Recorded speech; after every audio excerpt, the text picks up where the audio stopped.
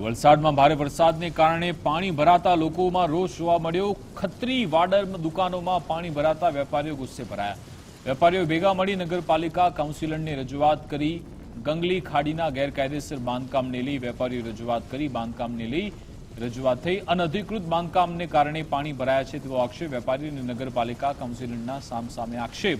વેપારીઓના દબાણના કારણે સમસ્યા થઈ તેવું કાઉન્સિલર કહી રહ્યા છે।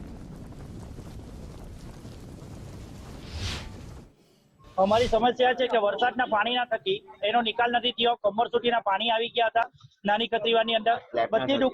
બધી દુકાનોની અંદર પાણી ભરાઈ ગયા। એનું મેઇન રીઝન છે જંગલી ખાડી। જંગલી ખાડીના સ્લેબ જે ભરેલો છે તે વહેલી તકે તોડવો જોઈએ નગરપાલિકાએ, તો આ પાણીની સમસ્યા સોલ્વ થશે।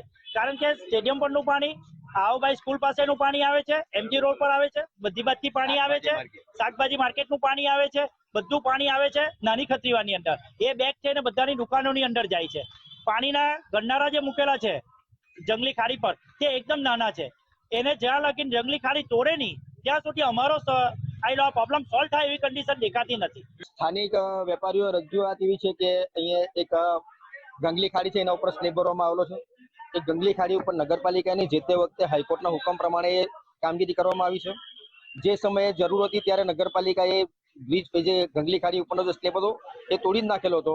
ત્યારબાદ જે સામેવાળી પાર્ટી હતી હાઈકોર્ટ કે હાઈકોર્ટના હુકમ પ્રમાણે ભરવામાં આવ્યો છે।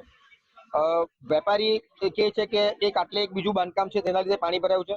વલસાડમાં આજે 2 કલાકમાં 8 ઇંચ વરસાદ પડ્યો છે।